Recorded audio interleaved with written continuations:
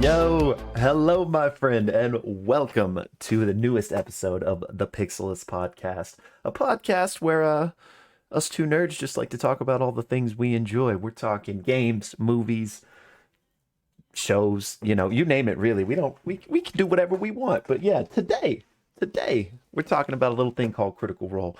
That's Blake. I'm Will. How you doing, man? I'm doing good, and man, that intro was very like soothing, like a coffee shop feel. I was like, "Ooh, yeah, Ooh. we do. Okay, We do talk about shows, movies, and games, whatever tickles our fancy." that's right. So that was nice. That was a nice little intro for sure.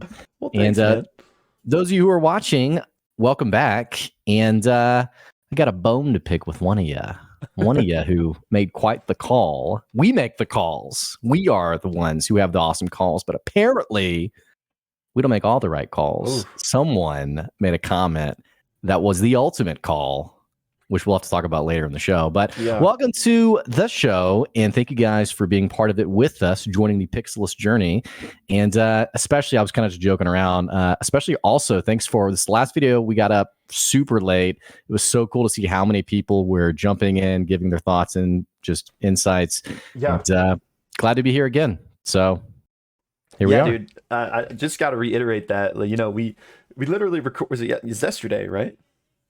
No, 2 days ago. 2 days ago. 2 days ago. Yeah. Because I was out of town, so we recorded really late, and I was like, you know what? We obviously still were gonna do it no matter what. But I was like, you know what? Probably not many people are gonna engage with us on this one because it's so late. But yeah, like Blake said, was blown away by still all the great comments and theories and everything we got. So thank you. Yeah. But yeah, today we're here to talk about episode 7 of Critical Role, and we're going to dive into that very shortly. But I did have a couple quick things I wanted to throw out before we jump into it today. And I actually mentioned a couple of these in our last episode, but like we just said, since it got out so late, I want to say it again here. Blake and I are considering doing The Witcher season 2 when that comes out, and so we would just love your feedback on if you think we should do like the whole show at once, since it's a Netflix drop and it all comes out, so watch the whole thing then talk about it, or if we should still do like an episode by episode basis. If you happen to have an opinion on that, please let us know, because we're still trying to figure that out. And then one other thing, this is kind of random, but Critical Role released their first novel recently. I'm not sure if you've seen this, Blake, but it's called Kith and Kin, and it's about two of the characters from Campaign 1. I've actually been making my way through that. I know you haven't seen Campaign 1, so I don't know. And it's a prequel to Campaign 1, so it's not like you would have to have seen it. But I was thinking about potentially when I finish, we could do like a spoiler-free review on it. And so even that way, even if you still haven't checked it out, maybe you could still like be the audience stand-in to, you know. I don't know. It was just an idea. So if I'm like, he did what? Yeah, I'll be the reaction for everyone else. Yeah, exactly. So if that would interest anyone, let us know down in the comments as well. Yeah, and also adding on to that too, we've thrown around the idea of doing a Campaign 1 rewatch, and we talked about Will. You gave some really great insights on the Briarwood arc and why this is so relevant for Laudna's apparent patron. And I made a comment because there's a lot I didn't realize. I knew like a general understanding, but understanding more in our conversation in the last episode that we recorded, I was like, wow, these story points must hit differently. And Ken, one of our commenters, said, actually, yeah, it does really hit differently seeing this stuff happen. And so Will and I have been throwing around this idea of like, do we do a Campaign 1 rewatch? And I think one of the commenters on our last video said, hey, at least do the Briarwood arc watch through. So we may do a Campaign 1 rewatch. We may do like just on a smaller note, the Briarwood arc. I don't know if it's fair to break it down into, it's like Dragon Ball Z, like the Cell Saga. I don't know if it's like that neat and tidy, but that's something we're thinking about talking about. Obviously, we love D&D, we love Critical Role, so I don't know. Let us know what you think about that as well. Yeah, and dude, you're not gonna want to stop if we do that. So don't open that box. Yeah, and another good point on that, I think we should do this, but another good point in that hat. What am I talking about? is the animated series that's coming out pretty soon, next year. Yeah. That is going to it's basically going to be the Briarwood arc. So, it could be kind of cool to like witness that in campaign one before seeing the show, or maybe some people just would like to, experience the show Yeah, without my mind's having. still blown that Percy is the long lost son that was mentioned because I knew the character, but I didn't know his last name, and so Mhm. just that single point you made, I was like, "What?" So It all anyway, clicked. all right. Well, let's talk about what happened in episode 7 of campaign 3 of Critical Role. And if you're just tuning into this one part, we like to peel off the recap as a separate video. And then we do our deep dive discussion. We'll link that down in the episode description below if you're here just for the recap. And also, if you have your own insights, theories, things that you really loved about the episode, definitely click on that link to go to the full episode and let us know what awesome stuff you picked up on. And having said that, Will, I think, is going to start us off today. Yeah. All right. So, episode 7, the story picks up with Dorian returning to the party, who is in a like private box here at the Dreamscape Theater. They've come to investigate these missing people. And Dorian is returning because he had just had like a secret rendezvous with his brother down below, and comes back up and actually lies to everyone else in the party, saying, "Oh, it was just a fan that wanted to talk to me." And he kind of quickly deflects, but Ashton seems to catch on to the fact that he's lying. Yeah, But anyway, rolls an insight check, right? yeah. And so then he deflects, and the show begins, and so they settle in and decide to watch this show, which is Kendra's Flying Lauders, which is basically this like acrobatic show with they're jumping really high on this big like seesaw thing and doing all sorts of high flying stunts. The trapeze artist gig, Yeah, if you've ever seen that. exactly. And it's going really well at the start, doing all these crazy stunts, but eventually someone does kind of make a mistake, and they fall, land, and they kind of get up and seem to be okay, but then they're quickly like helped off the stage by other people. And shortly after that moment, the play ends. A half-elven man comes out and is like, "Hey, that's the end of the show. Thanks for coming out. There's no refunds." And the party's like, "Oh, okay. Like, we hope that person's okay." And it seems like they ended the show prematurely, and they're kind of taking a look around to see like if they can notice anything suspicious as people are leaving, since they are indeed here to investigate missing people. And everything seems to be pretty normal. And they're like, "Okay, well, let's see if we can get backstage and talk to the performers, talk to the people that work here, and see what we can find out." So they try to do that, but they, alas, are not allowed backstage. And so, they think up some hijinks, and ultimately, Laudna casts thaumaturgy to say fire, and kind of in this like this commotion that causes, they kind of like sneak up on stage and try to get behind it. However, they're like immediately run into Stuvan, who is the half elf that ended the performance that I mentioned a few minutes ago. And he's like, "Well, what are you doing here?" And F.C.G's like, "Oh, I can heal your injured performer." And Stuvan is originally hesitant, but then he quickly notices that like these people have money, because they mention, "We were in the box," and he can see Dorian's nice clothes, and he's like, "Oh, well, season tickets? Are you guys interested in that?" And so F.C.G kind of wheels around and goes to heal the injured performer, and does, and they're very thankful. And while they're back there, they're kind of asking the performers about these missing people, and they're like, "Oh, we've only been here for a week, so we don't really know anything about that. But Stuvan would probably know more." And Stuvan kind of overhears this, and he's like, "What? Missing people? No, what are you talking about? That's nonsense." And he's still kind of trying to sell them on these like season tickets. So he's like, come to my office, let's talk more. But meanwhile, Laudna and Orem kind of spy somebody suspicious still in the audience, a cloaked figure, and he kind of like hurriedly scurries off, and they're like, "Oh, let's follow that guy. There's something up with that." So they go out there, while the rest of the party follows Stuvan to his office, and he, briefly tells them about all the shows upcoming and everything, but they quickly change the subject to these disappearances, and he's pretty defensive about it, but he eventually relents and begins telling them basically all about it and says, you know what, if you're really here to try to help, you can't do any more harm than the wardens did. So, go nuts. And the long and the short of it is that there's these disappearances that started with a janitor, then a performer went missing, then a couple of patrons that were in one of the Hmm. private boxes went missing, then somebody in the lower levels, and One of their bartenders too, I yes, think. yeah, Or yeah. exactly. And I think altogether it was 6 or 7 people that had disappeared in a span of about 3 weeks. So, they questioned Stuvan a bit for everything he might know about this. But ultimately, he's like, you know what? Here, I'll tell my people you're here. Go talk to them. You'll have free reign, and let me know what you find. Right. So it's to look out for Borum. Yeah. Yeah. It's like Borum, and he doesn't correct it. This goes by the name of Borum or something.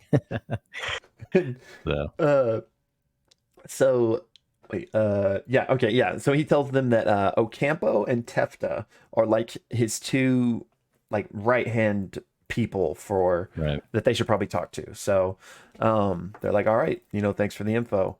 And meanwhile, Orem and Laudna, trying to follow this person, they go outside, but they basically immediately lose track of the cloaked figure. And so they're like, okay, well, that's that, I guess. So they basically rejoin with everyone else who has just finished this meeting with Stuvan, and they're like, all right, let's go investigate. So they first go talk to Ocampo, who is this he's this human in his like mid 30s, and they basically ask him all the same questions they've been asking everyone else about these missing people. And Ocampo kind of fills them in on what he knows, nothing too juicy, but he has the keys and lets them access like backstage and all the dressing rooms, and they just search this whole area. They don't really find anything of import or anything that points them any direction for this mystery.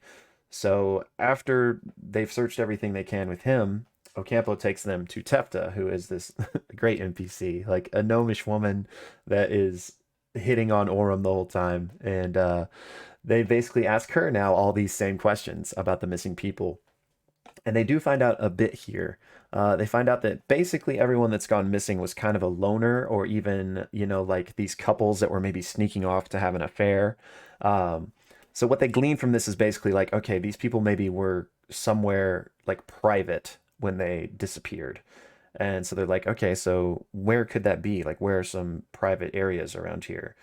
And Tefta's like, well, here's the keys. You guys just look wherever you want to. And so now the party has full access to search. yeah, and this is a Go very ahead. sultry person, and Imogen is doing detect or open mind, detect thoughts basically, and afterwards is like, I saw things that I never thought I never wanted to see, like limbs in places that just and they're like, what? It was a lot. Yeah. So Anywho, so now that they have free reign, the party actually splits up, and they're investigating all the different places. Like Orem and Dorian like go up to the rafters and to the roof. I think they split up into maybe 3 or 4 groups and basically just investigating everywhere else that they hadn't already. But ultimately, this takes us to Imogen entering an alley and getting kind of a weird vibe. And she uses her detect thoughts and like can sense a presence, but she can't really like tell what it is. And the rest of the party is kind of converging on this alley as well. And so F.C.G also does his kind of detect thoughts thing, and he agrees that yeah, like there's something here. Um, and Dorian and Orem actually were on the roof at this moment, and kind of they could see everyone else converging here, so they start making their way down. So now the whole party is in this alley, and they're looking around, and what they can see in the far back of this alley, there's a wall that an eye all of a sudden just appears on, and then that's followed by these like tendrils jutting out of it and these like jagged points, and they're like, what's going on here? And that's actually where the episode goes to break. And if you want to take it from there. yeah. So they are apparently fighting this mimic wall sort of creature, and it's this big, fleshy creature that's like sort of implanted into a false wall, really. And like Will mentioned, has this, eyeball pseudopods. I mean, Matt does a great job describing it, by the way. And immediately, a couple of cool details. They go into combat. It gets a surprise round and just totally begins to start to crush the party. A couple of details from this. It actually grapples Laudna and pulls her against the wall, and actually tries this a couple of times. There's another time where it actually bites onto Ashton, and as Ashton pulls away, all of the teeth just break off and come loose from this like toothy maw. And then Matt describes it as like another like row of teeth like emerge forward like in its place. So very creepy. There's this other cool move that it does where it shoots, like it sort of bubbles up this burp of like this acid bubble that sort of floats out and then pops, and actually does that a couple of times, and it's incredibly devastating to the party. And even towards the end of the combat, Orym actually gets seemingly he's on his way to getting swallowed by this creature before they finally are able to kill it. We also get a couple other cool things that happen. The party as a whole, they do a terrible job in terms of rolling to hit, even though the combat's only a few rounds. They have quite a few attacks that just flat out miss. And there's some jokes. I think Dorian jokes like, it's a wall. How hard could it be to hit? And Matt's like, well, you know, doors are harder for you guys, which is a callback. I think it's a callback to previous campaigns, but especially I think episode 2 or 3 when they were trying to break into one of the tavern doors and couldn't seem to hit it for some reason. So there's a lot of jokes around that. Ashton is rolling really poorly also, by the way. And then F.C.G is, in true spirits of being F.C.G, is making these motivational comments of, you know, we all have these, you know, these metaphors of walls in our lives that we have to overcome. And it's sort of like tying it to like, let's overcome this wall. And, you know, even though the party's getting pretty much trounced by this monster, there's really not I would say there's really a deep sense of danger. No one gets knocked out. In fact, Laudna actually almost gets knocked out before F.C.G does his or their transfer pain, I guess, link thing. I can't remember what it's called. Transfer suffering, that's right. And actually pulls 7 or actually halves the damage that she takes, which prevents her from getting knocked out. So anyway, the combat happens. Fern actually, and again, we've seen this in EXU, but if you didn't watch EXU, Fern actually uses her Summon Wild Spirit bonus action to have Monkey jump out, and Monkey sort of explodes into this little mini fire elemental. And again, a signature move from EXU, begins to throw flaming poop at the wall. Anyway, a few rounds of combat go by. The final blow is Dorian does one of my favorite abilities, Chromatic Orb, and hits a natural 20, does over 30 points of damage, and it goes from like, oh yeah, it hits it pretty good to, whoa, okay, how do you want to do this? And it was just an awesome moment. It's always great seeing everybody cheer when those things happen. Yeah, I thought about you when that happened, that Chromatic Orb. Yeah. So I played a campaign where I really like to use Chromatic Orb. So anyway, all this to say, they defeat the Mimic, and on its corpse, they discover the really like leftover metallic objects that haven't quite decomposed or been burned away in this acidic creature. And it's pretty clear that these are sort of like the leftover items of the patrons who presumably had gone out to the alley and were swallowed up by this creature. It's also at this point where some of the staff come out to investigate the commotion. Some of the wardens come and show up. The guards people of Dressar also show up. And I think even as Stuvan comes out, one of the wardens like hits the dead body and is like, I killed it. I did it. You know, and it's like, yeah. And Stuvan's like, great. You guys are still so helpful. Yay. Because there have been some comments around how the wards were like totally useless and all this stuff. But all this to say, they do make their way back into Stuvan's office, and Stuvan offers them a chest of gold, and the party's able to persuade him for some membership tickets, which he had been trying to sell earlier. Yeah. I guess for the rest of the season, for the rest of the year. I'm not sure. Like season passes or something. Yeah. And he's like, all right, fine. You know, and they're like, you know, we totally just saved your place. Like, come on. They make their way back out to the alleyway, and pick up some of their weapons that they had like thrown at the monster and some things they had stuck into the monster, things like that. And they also, in sort of their conversation with one of the staff people and with the wardens, they come to find out that some maintenance had been being done in this alleyway just a few weeks earlier.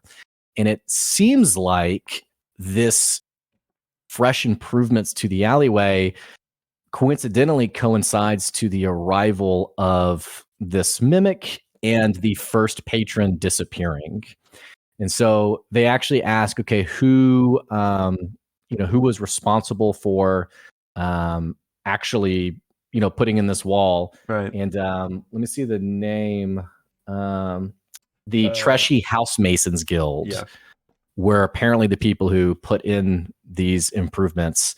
And so they start to wonder, was this something nefarious and even maybe intentionally done to harm the Dreamscape Theater? Also, as this is happening, they start to notice someone who is sort of slinking off to the side in the alleyway. And they're like, what's going on with this person? And immediately realize it is a small gnome figure with, if you thought Bertrand Bell was old, this person is similarly very old with gray hair coming out of his cowl and even out of his ears that he points out. And this is Chetney Pockopy, a gnomish, I think, rogue. Mm-hmm. And Travis Willingham joins the table and presumably assumes the role of his character. So Chetney mentions that he's been looking for a friend, and I'm assuming in seeing this fight happen, thinks, hey, maybe this party can help me out. I don't know. Yeah. And so that is essentially what happens, and that is episode 7 of campaign 3 of Critical Role. Yep. Ooh. So did I miss anything, or is that, I can't remember if that was... No, I don't think so. Yeah, okay. I think we hit it. Now might be a good time to say, Ness O, you monster. This guy put a comment in our last video, because we talked in our last video on who is Travis's character. Mm-hmm. You actually said, hey, I just have this thought, maybe it's not Ashad Brezio. And I'm like, well, who else is it going to be? I mean, it's clearly going to be Ashad Brezio. And you're like, but maybe it's not. And then Ness O commented and said, hey, some clever detective work. It seems like it is a yet to be met character, Chetney Pockopy. And you were right, my friend. Great job. Nice detective work. And you have earned your place of fame in the shout out on the show. So yeah. Anyway, which leaves me all these other questions. Like, who is this person? Why did we have to wait to meet him? Why couldn't this character have shown up in episode 1? Pretty curious about all of that. Which is why I thought it was the anger, was because it was a very neat and tidy explanation for why it had been so long for this character to show up. Yeah, that's a good point. I guess this is a good place in India to start, right? And so again, Ness, you madman, just well done. Great job. I guess since it's not a spoiler anymore, what he specifically did was they're apparently like Critical Role registered trademarks, and it's like this information you can find. I don't know where to find it, but apparently it's findable. And like they noticed all the character names had been trademarked, like Ashton, Laudna, Imogen, or whatever, but not Bertrand, but instead Chetney. So people were like, oh, that must be Travis's character. So a little bit more on Chetney himself in a second, but I guess. As far as why he, was delayed, the only even like breadcrumb of information I could point to is, I think it was the episode where we lost Bertrand. Matt sent out some tweets that night about, that wasn't Travis's character. He just said that kind of like the JRPGs we grew up on, sometimes you have a party member join later in the story, and then he just said Travis wanted to do that. So maybe it was just that type of like flavor moment and not really something cooked into the story as far as maybe totally right. But I was surprised. It's funny that he's an even older guy, like you said. I thought that maybe like his character Bertrand would be just like a complete disconnect from what he ultimately was going to do. And I'm sure they will be vastly different, but it's just funny that they're Yeah, both I was like, expecting like a dark, moody, yeah, the edgy character we all played when we were kids. you know. exactly. But so, okay, given that information I just said about the trademarks, that's kind of what I want to preface this next thought is because I had the thought, and I've also seen some other people be like, well, what if this also isn't his character? Like, what if it's another kind of like misdirect where, Mhm. he's just going to be this for a short time, and then maybe his like, maybe Travis does this 8 times this campaign, which I do kind of like that idea.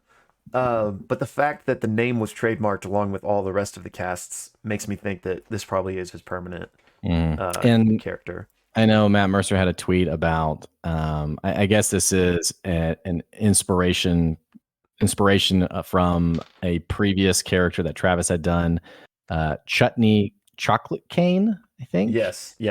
A character for like a Christmas one shot, I guess, Yep. outside of the EXU universe. And I think either Matt tweeted this or Travis tweeted it that he had so much fun with that character that he had been wanting to go back to that character, Mm-hmm. which again to me seems to confirm that this is his permanent character. It's also level 4, which lines up with the rest of the party, whereas Right. Bertrand was level 5, while everyone was level 3. So all roads seem to be pointing to this being his character. Yeah. And not to keep praising Ness, but he called that aspect of it as well in his comment. He was like, I think Chetney might be like the Travis's canonical version of Chutney. Sorry, I'm going to get these names mixed up. That seems to be the case. I was a little when I read this comment before, seeing last night's episode, and I was like, okay, that's very interesting, but I didn't know how I felt about like pulling a non-canonical character from a one shot and placing him in the canon. But since it's just kind of like it's not like as if it's that exact character lifted in place. It's just like a character that's kind of like molded after that one. So I feel much better about that. Just because, and the one shot he's from is great. I definitely encourage everyone to watch that if you haven't seen it, because it's Christmas themed, so it's like now's the perfect time to watch it anyway. So I don't want to spoil anything from that one shot, and a lot of people have been talking about it. So if you haven't seen it, kind of avoid that and go watch it because it's worth it to not have it spoiled. But there's just some implications where like if he was literally lifting that character and bringing it here, there's some like questions and weird things that would but that's not the case. He's just an inspired by, I guess is a fair way to say it. But super excited about this. It is a rogue, is that right? Yes. Okay. That's what his they had the little like character stat nameplate artworks, and it said rogue on there. Okay, yeah, which we had said we thought rogue would be probably a good final addition to the party. Yeah. So it seems to be the case. Whether he'll use roguish weapons or his little woodworking tools that he seems to also have. Yeah. I'm excited to see the flavor. Every character so far has been totally phenomenal. So I'm excited to see his character break into the party mold. Me too, man. And it's like there's such an assortment of characters, like they're so different. And it's like this is such a weird amalgamation of like personalities and stuff. And so especially throwing this now Chetney into that mix, I just can't wait to see what that turns into. But yeah, so old man Travis is here to stay. Yeah. Well, and there is talking about it being a weird amalgamation of people. We didn't mention this in the recap, but there were again a few more questions to NPCs on what's the first word that comes into your head. It seemed like they got a little bit closer with either Stu Vaughn or one of the other staff people, I think called them Lucky.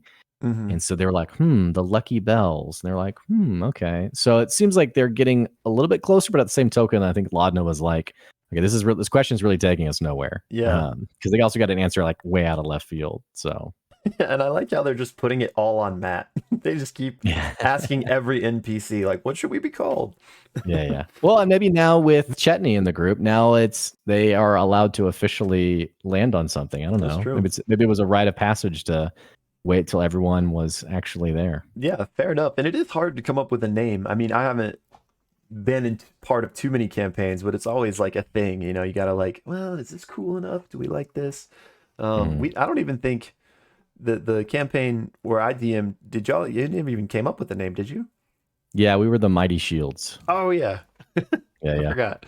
That's right. But That's right. it was a bit um I mean, our characters were also a bit that was more just like to convince people to pay us money. We weren't Yeah. really that mighty, I guess. But So it's more of a and con. then yeah, and then in the campaign that I'm DMing, I just gave them a name and they just were like, okay, yeah. Oh, what is it? Finnicker's Fearsome. Oh, is that one of the Yeah. characters' names or like an NPC? Finnicker is one of the towns Oh, that okay, it's cool. the original town that they met up in. That town actually was destroyed though, and so What? I don't know what they'll call themselves now. Hmm. So, but I yeah, like coming the up with a name alliteration. can be, yeah, coming up with a name can be. Oh, and it, you know, like a classic DM style. It's, you know, you just come off the top of your head. If Finnicker's fearsome, they're like, Yeah. okay, yeah. Or like Matt mentioned, you know, flying otters. You know, and he's like, why did I say that? Like, Yeah. I can't DM otters now. And there was even a great line in this episode where like he had one of the audience members like, "Where are the I thought it otters?" was otters. Yeah, Yeah. yeah, yeah. That So was those great. great moments as a DM where you just like off the top of your head, and then your players are like, "Yeah, okay, he put a lot of work into that." Yeah. So 100%. anyway, yeah. Well, what from this episode? I mean, it was a first of all, we didn't actually have this question answered of like, what'd you think of the episode, Oh, right, reactions. right. I really like the episode. I'm also like a shameless Critical Role fanboy, so it'd be hard for me not to love a Critical Role episode. We were talking prior to recording.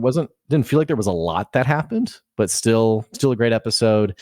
And there is more questions again about, you know, what's going on in this town and what sinister things are happening as well. But what was your reaction to the episode?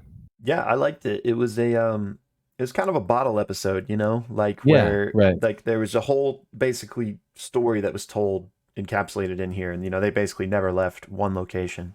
Um, so that was fun. I thought that was a really cool like one shot, if you will. You know, just goes like I got to give props to Matt that he can just kind of like you know fit in a whole storyline concisely with you know beginning, middle, and end Right. in just a couple hours like that. Um, yeah, so I liked it a lot. It kind of reminded me. I don't know why I had this thought, but I was like, this would be if they ever make it to campaign 3 as far as the animated show. I was like, this would be a fun episode just to be like the murder mystery at the theater. Right. But yeah, that was a very long-winded way to say that I liked it, and I liked the fact that we got you know like the whole self-contained story. Obviously, Yeah. there's plot threads still there about you know who did this and stuff, but you know for the most part, found the monster, killed the monster. Yeah, it was interesting how Stuvan. I assumed Stuvan had like connected with Eshteross at some point to like because he pretty much had said he was out of answers in terms of what to do to solve his problem. Mm-hmm. And it's interesting that Eshteross seems to not only have an insight on things that are happening under the surface, so to speak. I mean, things that aren't common knowledge, because obviously Stuvan had worked to really keep this as a bit private. Right. So not only does he have an insight as to the things that are actually happening, but does seem to really be a anonymous benefactor who is trying to help other people. I mean, Yeah. because again, I had assumed it was like, oh, you're one of Esteross's people. Like, thanks for being here. But instead, it was like, who? Why are you here? Like, who sent you here? Like, what's going on? So that was Did interesting, I guess. did they reveal that that's who they worked for? I don't think they did. Okay. Yeah. I don't think so either. Did yeah, I don't think they did. I think he did ask though. He was Yeah. like, you know, what's going on here? Like, why are you guys so motivated to help? Yeah. He's like, what's your angle? And I think they. Sorry, it's so hard because they've had to answer this question so many times now that I'm having trouble remembering if this actually happened in this episode or a previous one. But Mhm. I think they did have like the similar, like, we can't say who, you know, someone, we're here on behalf of someone else. Like, we're just here to help, something like that. Yeah. I think.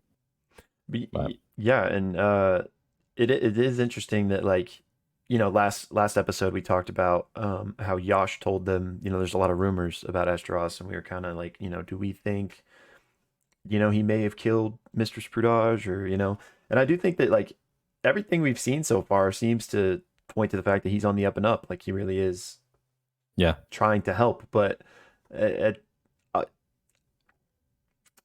I still want to know. I feel like there's still more there. You know, like even though he is does everything seems to be pointing to like a positive. Why is he doing all this? You know, is it Right. like my best guess is that he did love Miss Prudage because that's my personal Yeah. theory right now. Madam Prudence. And Yeah. like maybe he's just this is his way of like trying to continue her legacy. Um, Yeah. That's fair. but yeah, I part of me wonders if there is some sort of not necessarily sinister, but like something else that's maybe a part of this, and it is not necessarily all for the good of mankind, you know? Especially considering we have this whole vampire realm of mystery going on as Yeah. well. Maybe he's a werewolf. I don't know. I think he's something. I mean, it seems like there's something happening there, but For sure. vampire seems to line up. But we said in last episode, maybe since Matt dumped that theory out there, I'm a little less high on it now. But Yeah. yeah. So let's talk about specifically like the mimic in this episode. So cool.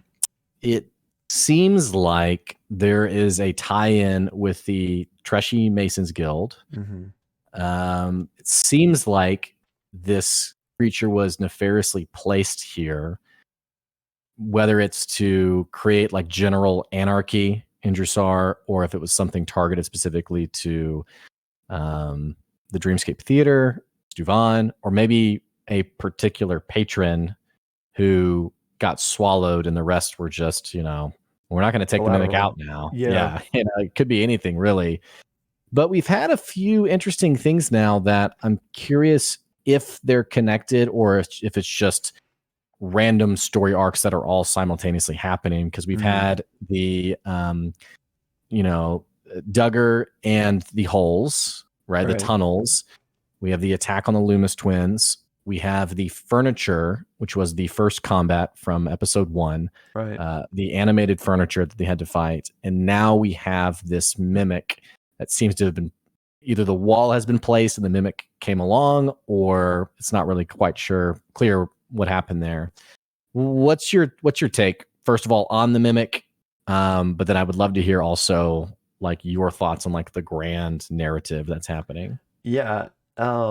It definitely seems like this mimic didn't just wander there, right? Like it definitely feels this was orchestrated in some way. Now, so if that was the Masons Guild or not, I'm not sure because we don't really know anything about them. Like that could also just be the cover, like Right. maybe it wasn't someone in the Masons Guild, but they took advantage of those renovations. Right.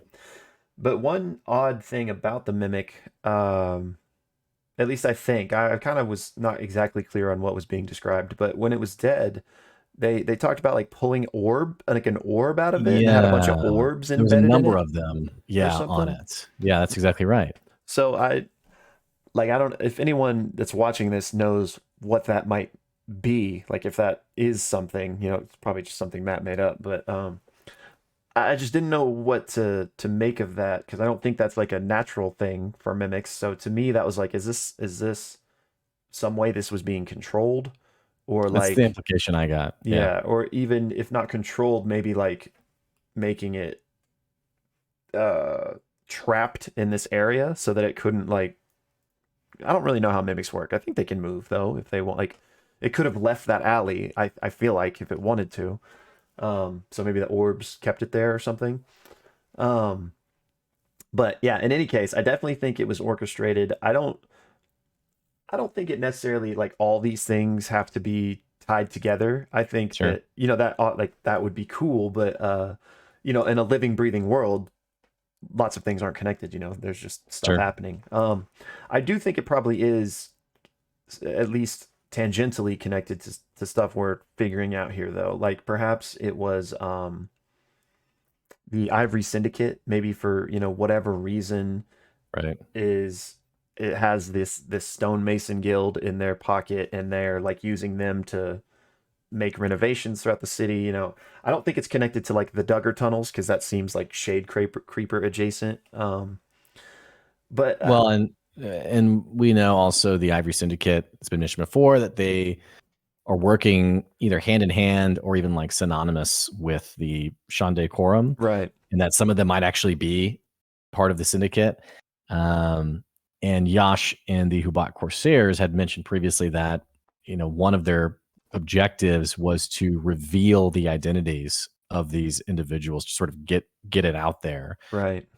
So yeah, I mean, it could be something sinister in the sense of,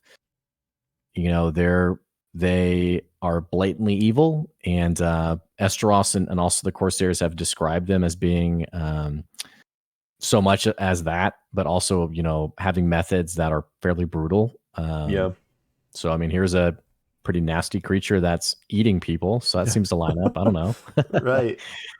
What I can't really piece together is if this is part of like some grander conspiracy, if you will, what's the end game of a mimic in the back alley of a theater? Like, especially one that's only, killed 6 people over 3 weeks. Like, you think that, like, if this was part of something, it would be more like there would. And and seems to have killed a bunch of nobodies too. Exactly. Presumably a bunch of nobodies, except for the couple, Right. the two people. So for those of you who missed the detail, maybe two of the people were patrons who, I couldn't remember if they were described as like well-to-do or if I they were think so better because off. they were in the box.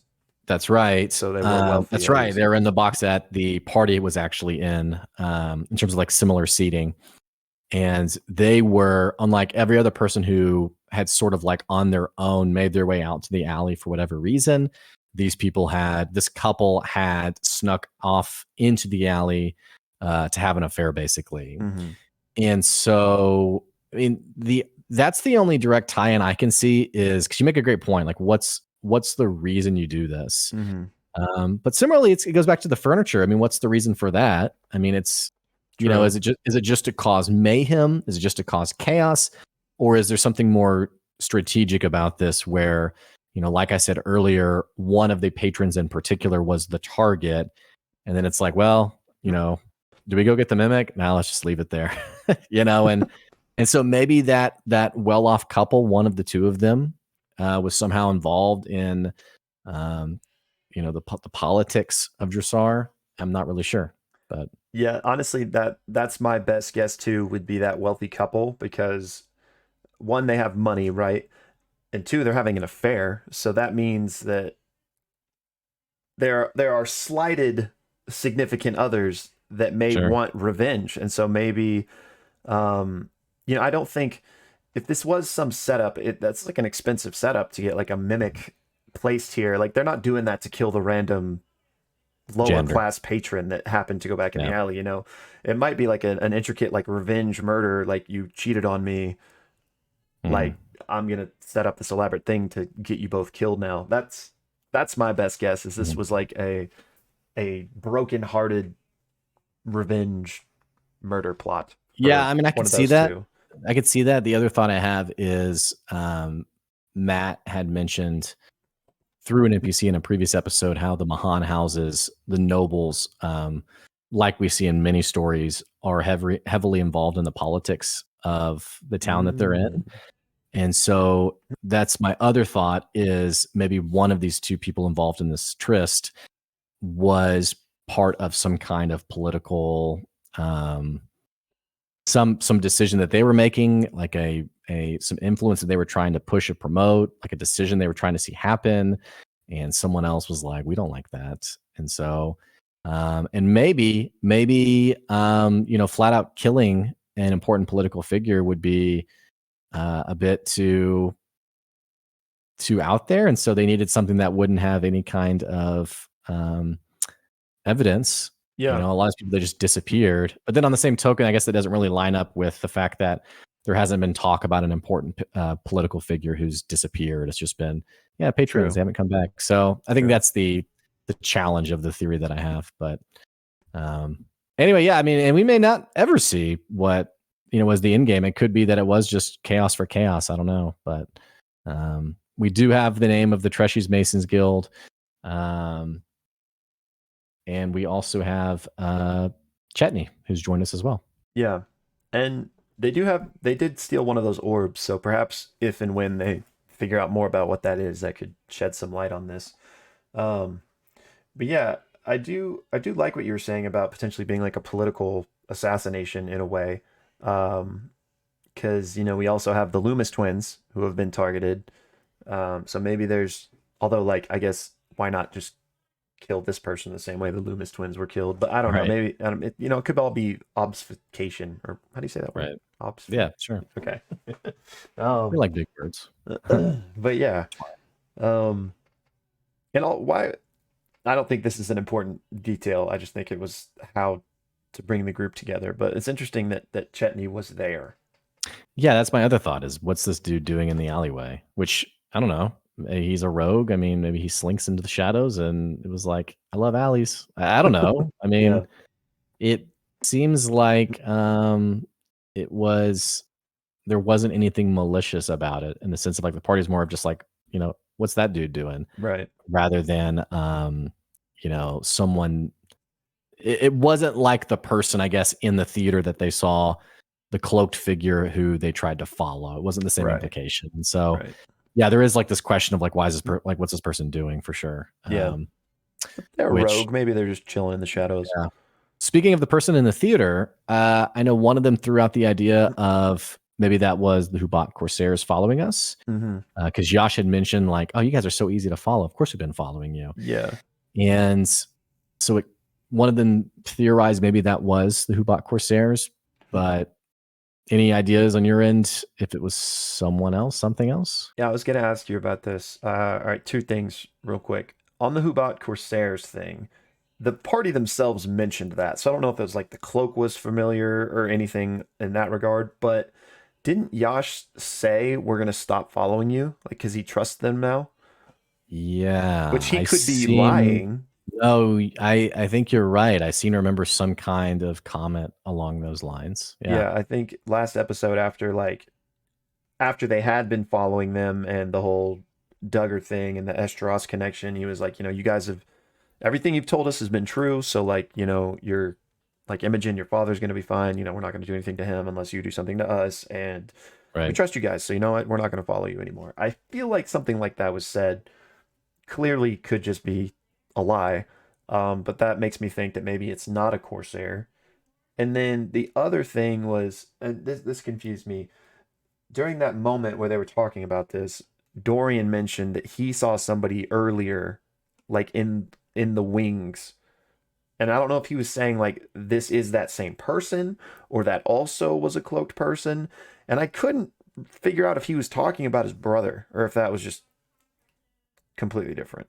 Yeah, I forgot that there was that comment that you just made. Yeah, that someone else seemed to have been, and there wasn't enough time spent on it that it never really got like anchored into what was actually happening.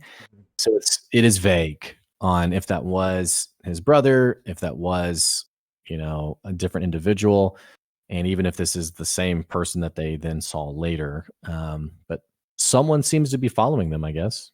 Yeah, because that's what confused me because Robbie pointed out that like, oh, the guy you saw earlier, but I didn't remember a moment where like Robbie did a perception check and saw somebody.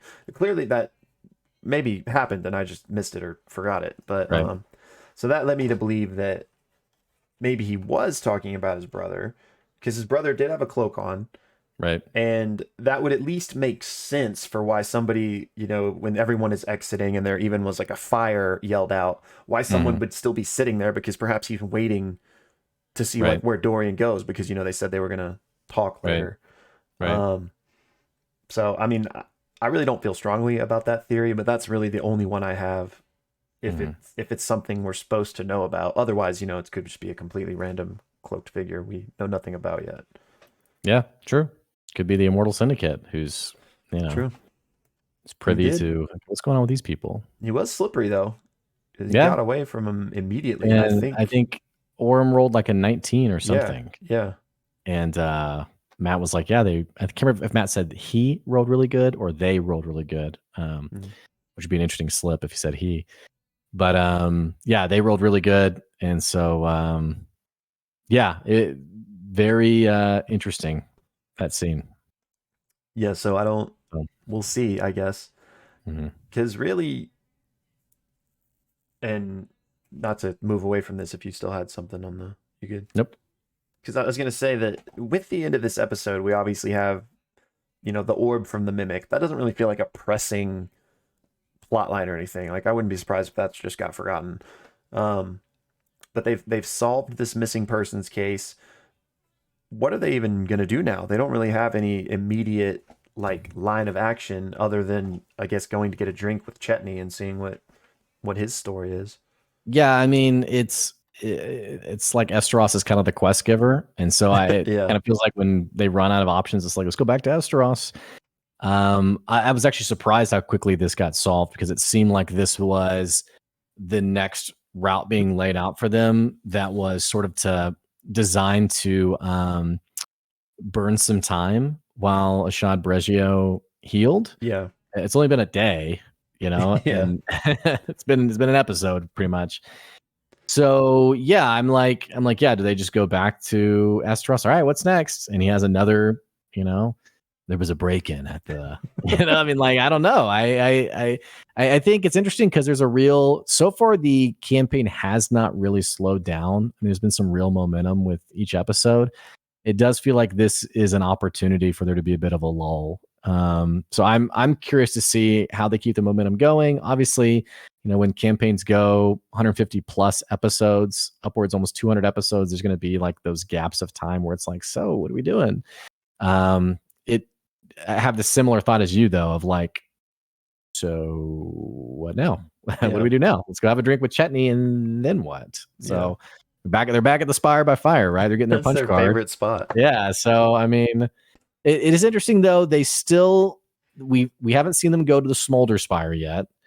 We haven't seen them go to the Airy Spire aside from Laudna and Imogen at the start, when they went to the Starlight Conservatory. Right. We also know that Eshteross was writing the letter recommendation. True. So that could be an angle. True. And we don't know. I already said they haven't been in the Smolder Spire. We don't know the fifth spire either. Do we? I don't know it. I mean, it maybe has been mentioned, but I don't think we've had the fifth one named even. So it's a bit curious. Unless I may have missed it. So you guys who are listening now, you might be like, okay, yeah, of course it's this. I don't think we've had the fifth spire mentioned. There are 5, right? 5 spires, I think. Yeah. So that's a whole nother element of the story of, there's a lot to reveal there still in terms of that. So while I say it's kind of vague as like, where do we go from here? I do see a couple of angles that could lead to the next big thing. So I don't know. Yeah, and it's just like, just because they don't currently like know what the next thing is, definitely doesn't mean that there's not like 100 things out there. Because like you said, they've literally just been going back and forth between the Lord Eshteross. Yeah, and the Spire by Fire basically. Right. So they really haven't explored Drusar like at all. Like maybe 20% of it. So I feel like there's a lot left to uncover. Obviously, I think Chetney might lead to an immediate thing. I mean, we know he's looking for someone. That could be like an immediate thing he's doing, or that might be like his entire campaign arc. You know what I'm saying? It feels like it wouldn't be the former, because the party is so immersed in like the momentum of the work they're doing for Eshteross that for like we know Travis obviously, but like story wise, random person who's like, hey, I'm looking for someone, can you help me? It's weird to me that they would be like, yeah, let's, we can get back to Eshteross later, I guess. Like, let's go help with this person. Like, I just don't see that happening. So I do think it is more of what you're saying of like, this is like the first clue as to this person's story arc that'll unpack over the next several episodes. But I don't know. I mean, maybe he's like, I'm looking for someone. It's, John, who has a son named Duggar. And we're like, like maybe it's, I don't know. All this conspiracy. It'll be interesting to see for sure. And then one other, plot thread we do have is that letter Ashton got. Right. Okay. Yeah. That's another big plot thread. Right. They said that they needed to do that alone. So I don't really, I get maybe next episode, Ashton will kind of do his own thing for a minute, and then, that'll lead to something too. I want more effort. I was Just about to while we're say out that. here Yeah, hopefully it saying brings random him back to things. F and the Fallen. But yeah, Yeah, great character. Okay. super good. Well, let us know in the comments where do you think it goes from here? What's your best guess on the next big thing, the next angle? And of course, we'll know next Thursday. I know since we have a little bit of time, we wanted to talk about a couple of things that we couldn't fit into last episode. Yeah. Did you have anything else you want to mention about this episode before we hit on some of those sort of hanging threads from our last video? I don't think so. Okay. You made it seem like you had something. I know. Like, I always feel like you ask me no. something and my brain goes blank in that moment, and I'm like, Sure. if, Well, I know if it comes to me, I'll bring it up. specifically you had mentioned like you wanted to go back on F.C.G because we didn't really get a chance to dig into his character and sort of a big moment that happened with his character. Right. Do you want to take it from there? Yeah, and we also got a moment. We've been getting lots of moments, but we got one in last night's episode too, where oh gosh, Stuvan, that's his name, right? Yeah. Stuvan was once, like many before him, have been very impressed by FCG, being like, "What are you?" And that's kind of been, this recurring thing throughout the campaign. People are amazed at this talking robot, which just goes to show that this is an oddity in Exandria. This is not the norm. It almost even seems like a one of a kind type deal, like not just wow, I've never seen that before, but it's 10% of all robots are like you. It definitely feels like no one has ever seen anything like this before. Yeah. And so, well, actually, before I dive into that, one little fun little Easter egg I wanted to point out last week, but we didn't. Well, we kind of ran out of time, but I also just forgot. Was when Orem last week, when they were playing the drinking game, and he asked FCG about like his origin and stuff. He mentioned, I've only seen one thing like you, and it wasn't even really that much like you. I think he has to be referring to Dodie, for those of you that know what I'm talking about. So I would say I'm like 99% sure that's what he was referring to in that moment. So I just thought that was pretty cool, which is it's just a character from campaign 1. Oh, okay, cool. But anyway, so back to FCG's uniqueness, if we can call it that for now. I do have some, and I think a lot of people feel this way, some light to shed on that. It kind of is a campaign 2 spoiler, but only in like, it's not like a spoiler for like a character moment or like a twist or anything. So I feel comfortable talking about it. Like, I do want to give this warning, and I want to ask you personally if you care if I say this. I'm like, nah, man. And then like 5 minutes later, I can't believe you told me that. No, yeah. Yeah, go for it.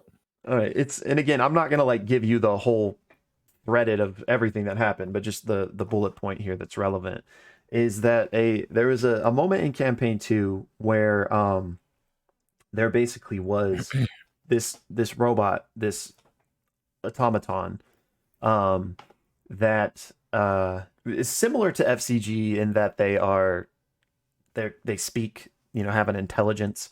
And so there was this basically these string of events that happened in campaign 2 kind of allowed that automaton to, like, what's the right word here to use? Basically brought them back. They're like this ancient technology that was like lost, and something that happened in campaign 2 kind of brought one back.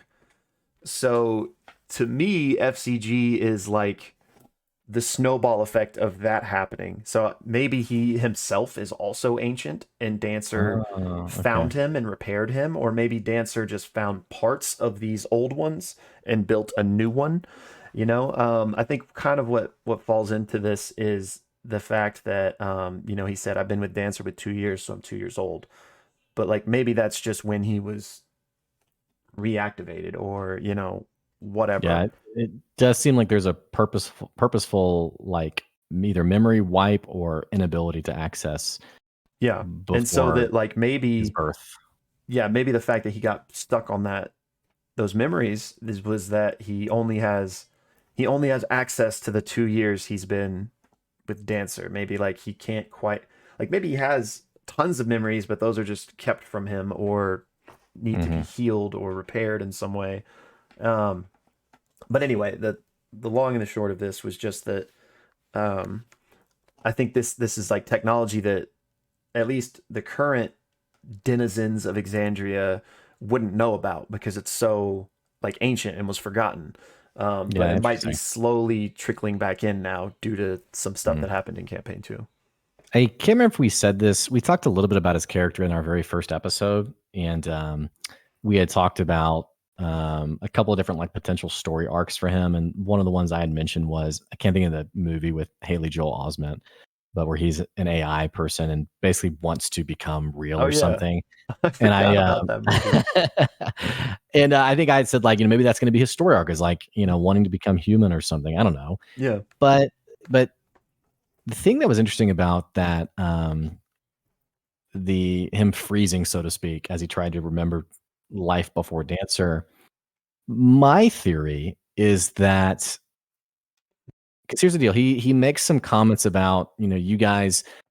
He speaks generically about soul touched beings and just sort of like broad brushingly, describes them like, yeah, soul touched people are like this. I get it, what have you. And it's almost like this purposeful detaching of, I'm an AI, what have you. Right. My wondering is if this is a purposeful detachment that I'm blanking on his name, the actor who's playing F.C.G. Sam. Yeah, Sam Riegel.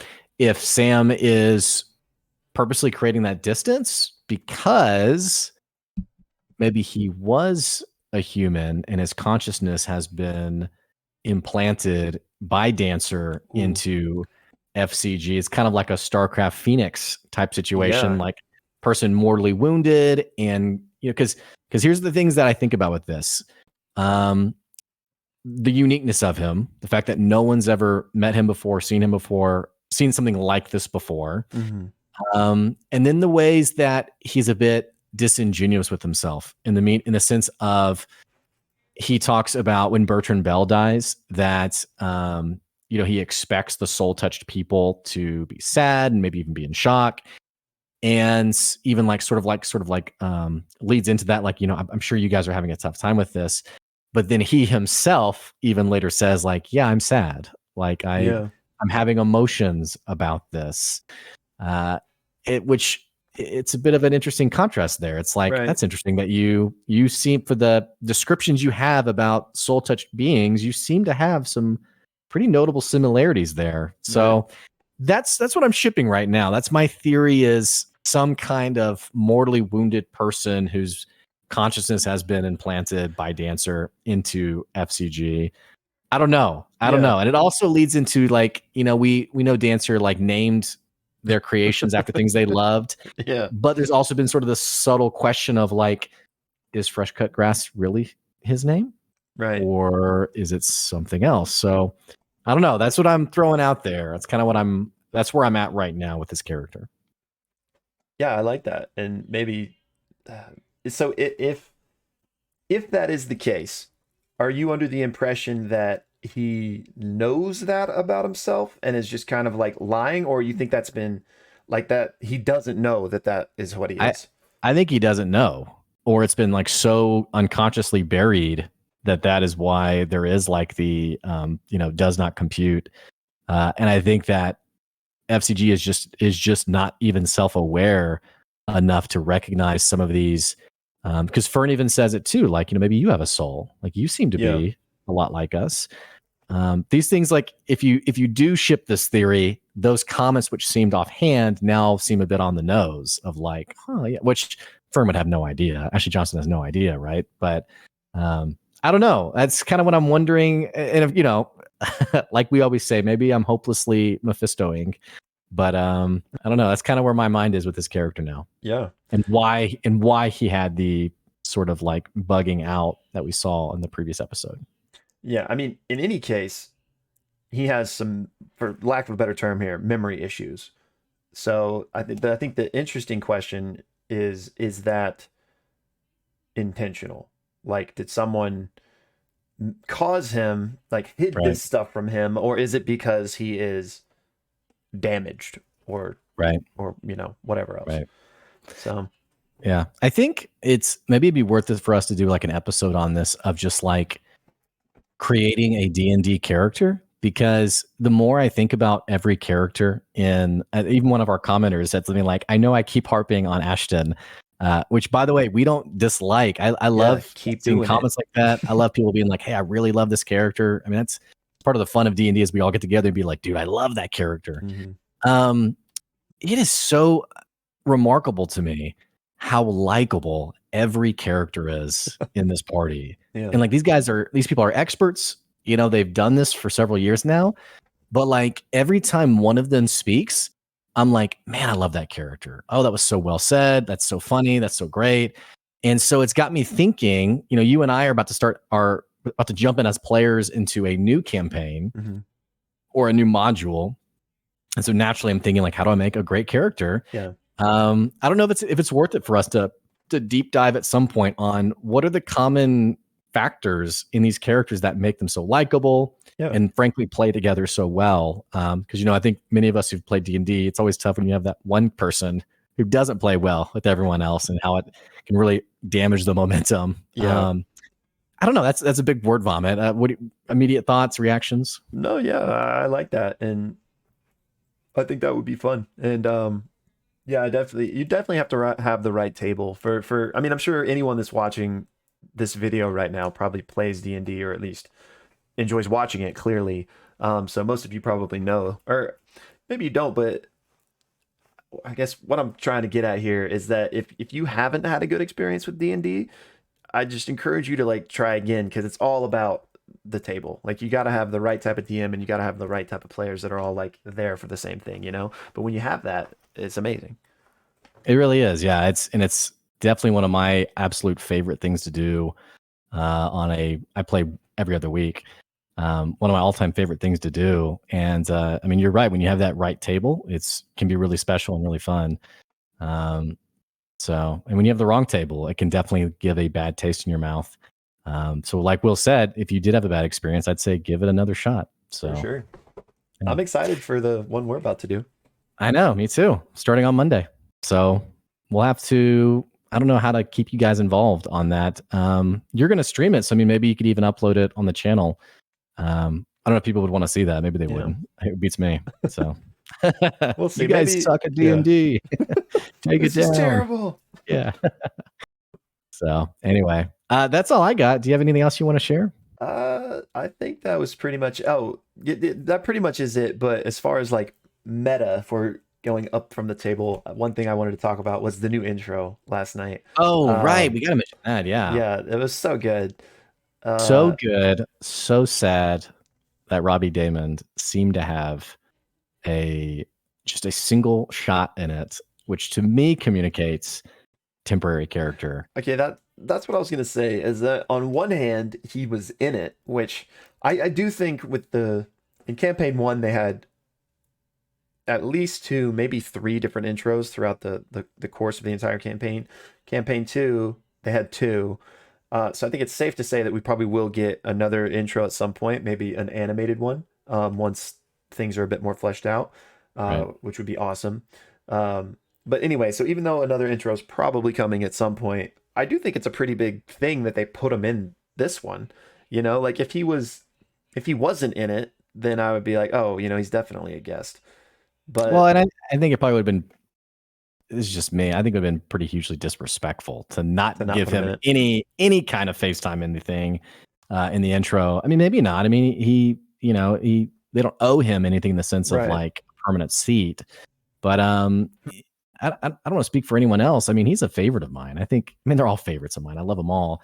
But he's just been so phenomenal. And so it's just I think it's only appropriate to have some shot of him in that intro. Yeah, yeah, and so I do think that was at least I agree with everything you said. Like that he, if he'd not been in it, it kind of would have been like, uh, I'm getting into word vomit here. Anyway, the point is he was in it, so I thought that was a good sign. But he wasn't in the it ends with like a group shot of all of them, and he Yeah. wasn't there. So He that wasn't in kind of that. made me Yeah. He wasn't in that. And he also wasn't in the table shots. right, Like right. with the awesome pan, which was Yeah, the slow such mo. so good. With the pan, yeah, he's not in those shots like either. So So I don't know how to feel. I mean, I feel like if he was in those, we could probably safely say, boom, he's just a permanent member. But I don't know. It is crazy how, and I think we talked about this in maybe like our first and or second episode, but just how everyone loves Robbie. I literally haven't seen a single negative comment about Robbie. Everywhere I look, it's like, please, Robbie, stay forever. right. And so I just again have to point out with like a community this big, and you know how toxic like people People are can be in very every fandom, opinionated. Yeah. that like I can't believe that not a single person is like, no, Robbie's messing with the chemistry of this group, Even EXU, which was heavily criticized. I feel like people would have like an essay on everything wrong with EXU, and then they'd be like, Robbie, you're good, man. I yeah. love you. So So yeah, I don't really know where I'm going with this, but it blows my mind, and I just think just speaks to his character and his commitment to this. yeah, I'm on the make him permanent bandwagon. I think he's amazing on the table, amazing table dynamic. One of our YouTube watchers made a comment that he had done, I think, theater, and so there's a lot of the skill set there of like knowing when to step in, knowing when to wait, and just the collaboration that he's so naturally good at with the people at the table. I think he's such a great fit. So I Yeah. I would love to see him be permanent. Yeah. And maybe, I mean, for all we know, for one, all we know he is, but for all we know, he maybe was offered that, and he's a busy voice actor, and maybe he just couldn't like commit to a 3 year, gig. So um this is just while we're on It, this, it could, by the way, it could just be mutual. It could be both parties saying, let's just see how this feels. So yeah, 100%. anyway, what were you saying though? But kind of while we're on this subject, one thing I did think, since we aren't sure, um that if he was going to leave, this little subplot with his brother may be like the impetus to that. Mm-hmm. So that Mm-hmm. makes me sad, but That does remind me another really great. We don't do a good job of being pronounced or deliberate in like pointing out some of our YouTube commenters. But it does remind me. Someone had a comment. Let me see if I can find it real quick. Because we had talked about Dorian and what's going on with like when my people fell, and like brothers saying something about us being destined to wander. right. You talking about Someone like had the Arashari comment? yeah. Let's see. Someone MG has a really lengthy comment. I didn't have a chance to read this yet, MG, so I'm not sure what this says, but I'm going to go back and take a look at this. But that seems like a really important data. I can't find the other one. There was one that someone made about thinking that maybe he and his brother are. Oh, here it is. This is from Ness. Dang it, Ness, you are so on point. Okay, so Ness, once again, we're gonna start with Ness and end with Ness. Ness made this comment, and I thought this was a really great comment. I read this and thought that's really interesting. So Dorian and his brother are actually from the plane of air, like Fira Rai. This was a character, a fire genasi from Exandria Plane of Unlimited. Fire. Oh yeah. Yeah. So just like Fira Rai from Exandria Unlimited was from the plane of fire, I think there's some kind of portal from the plane of air to Marquette. It might explain why it's seemingly difficult to get away from there. And we talked about Dorian being sort of astounded, like, how did you get away? Um, and then also, by the way, I had another added detail. Speaking of elemental planes, there's a theory going around that the 5 spires of Dressar are 5 fingers of the fallen earth elemental titan, the beings that ruled Exandria before the gods. So 2 interesting lore tidbits there from Ness. But especially the Dorian part is interesting to me of why does he seem to have like a royal lineage and yet no one's would have heard of him? What's going on there? But maybe with his brother, there's a reason for him to leave and go back to the plane of air or wherever this is. Yeah. But yeah, much to be seen there, I guess. Yeah, and that would also we've been kind of like cloudy on the fact, is Dorian from Marquette? So that would kind of make that a little more sense because he's actually from the plane of air, but maybe he just like, says he's from Marquette. Right. But yeah. And this is kind of random, but you saying the Earth Elemental thing reminded me of, we talked about like what's that broomstone for, and could it potentially even be to like do something crazy with these spires? I don't remember when it was. It might have even been 2 episodes ago. But someone was talking about like the danger of broomstone again, and so I was like, okay, this is like some sort of like terrorist plot with this, and that's all I have for this comment. But I just wanted to say that. Right. Well, keep commenting, guys, because we read all of them, and there's so many great insights that happen in the comment section. And definitely, if you're watching yourself and you have even the most off the wall comment, I'd say don't be embarrassed to share it. Jump in with the dialogue and let us know what you think. Yeah. And that's, for me, that's part of the fun of it, is we're all enjoying this together and on the journey together of this campaign. So that's right. Thumbnail. What do you think? One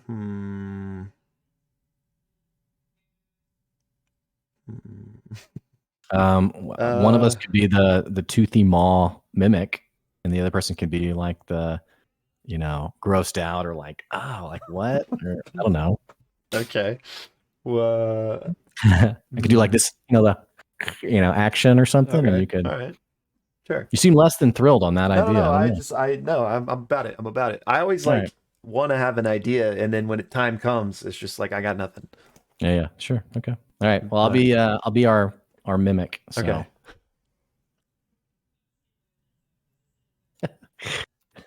I feel like every random person who scrolls is always like pausing, like, what are these? It looks weird. And then they just keep going.